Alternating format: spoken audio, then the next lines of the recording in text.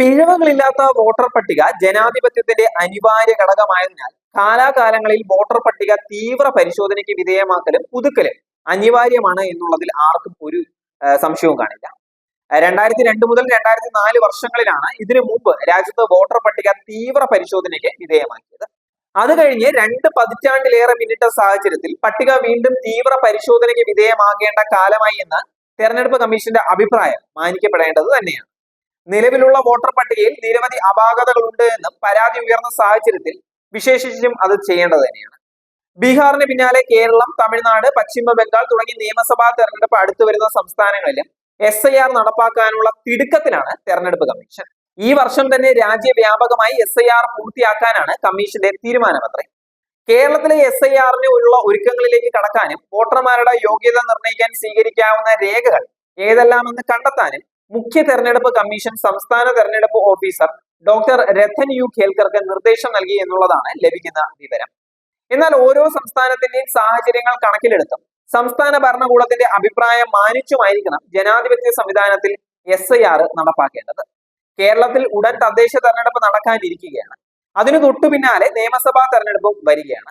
തദ്ദേശ തെരഞ്ഞെടുപ്പിന്റെ തീയതി പ്രഖ്യാപിച്ചു കഴിഞ്ഞിരിക്കുകയാണ്. രാഷ്ട്രീയ പ്രസ്ഥാനങ്ങളും പ്രവർത്തകരും ഉദ്യോഗസ്ഥരും അതുമായി ബന്ധപ്പെട്ട പ്രവർത്തനങ്ങളിലേക്ക് പ്രവേശിച്ചിരിക്കുകയാണ്. റിട്ടേണിംഗ് ഓഫീസർമാരാണ് ജില്ലാ കളക്ടർമാരും ഡെപ്യൂട്ടി കളക്ടർമാരും. SIRന് ചുമതല ഏൽപ്പിക്കപ്പെടുന്നതും ഇവരിൽ തന്നെയാണ്. 2 ഉത്തരവാദിത്തങ്ങളും ഒന്നിച്ചു വരുമ്പോൾ ആശയക്കുഴപ്പത്തിന് ഇടയാക്കുകയും അതവർക്ക് ഭാരമാവുകയും ചെയ്യുകയും ചെയ്യും. ഇക്കാര്യം സംസ്ഥാന മുഖ്യ തെരഞ്ഞെടുപ്പ് ഓഫീസറും ചൂണ്ടിക്കാണിക്കുന്നുമുണ്ട്. SIR തദ്ദേശ തെരഞ്ഞെടുപ്പ് കഴിയും വരെയെങ്കിലും നീട്ടണമെന്ന് കേന്ദ്ര കമ്മീഷന് കത്ത് നൽകിയിരിക്കുകയാണ് അദ്ദേഹവും. ഇതോടൊപ്പം SIRുമായി ബന്ധപ്പെട്ട കഴിഞ്ഞ ദിവസം കേരള നിയമസഭ ഏകകണ്ഠമായി അംഗീകരിച്ച പ്രമേയത്തിൽ ചൂണ്ടിക്കാട്ടിയ ആശങ്കകൾ പരിഹരിക്കേണ്ടതുണ്ട്. വളഞ്ഞ വഴിയിലൂടെ NRC പൗരത്വ നിയമം അടിച്ചേൽപ്പിക്കാനുള്ള ശ്രമമാണ് SIR എന്നുള്ള ആശങ്കയാണ് ഇതിൽ ഏറ്റവും പ്രധാനം. ബീഹാറിലെ സംഭവ വികാസങ്ങളാണ് ആശങ്കയ്ക്ക് പ്രധാന കാരണവും. യുക്തിക്കും ജനാധിപത്യ മാനദണ്ഡങ്ങൾക്കും നിരക്കാത്ത വെട്ടി നിരത്തലാണ് ബീഹാറിൽ SIRന്റെ മറവിൽ തെരഞ്ഞെടുപ്പ് കമ്മീഷൻ നടത്തിയത്. അവിടെ SIRൽ ഒഴിവാക്കപ്പെട്ട 65 ലക്ഷം വോട്ടർമാരിൽ കൂടുതലും മുസ്ലിം വോട്ടർമാരും SC/ST വിഭാഗത്തിൽപ്പെട്ടവരുമാണ്. ഇതെങ്ങനെയാണ് സംഭവിക്കുന്നത്? SIRന് പിന്നിലെ ഒളിയ അജണ്ടയ്ക്ക് ഇത് വിരൽ ചൂണ്ടുകയാണ്.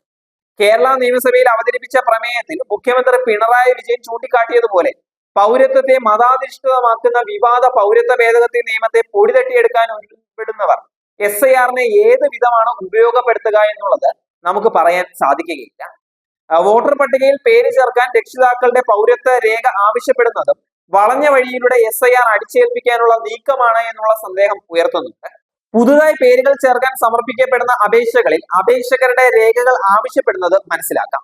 അവരുടെ മാതാപിതാക്കളുടെ രേഖകൾ കൂടി ആവശ്യപ്പെടുന്നതിലെ സാങ്കത്യം മനസ്സിലാക്കാൻ പ്രയാസമാണ്. അത്ര നിഷ്കളങ്കമല്ല ഈ നടപടി.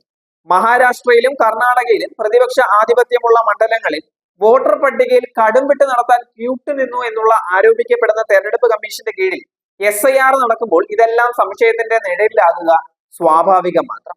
ഇത്തരം സന്ദേഹങ്ങളെ സംബന്ധിച്ച് വിശദമായി ചർച്ച ചെയ്ത് പരിഹാരം നിർദ്ദേശിച്ചതിന് ശേഷമാകണം വോട്ടർ പട്ടിക തീവ്ര പരിഷ്കരണം നടത്തേണ്ടത്.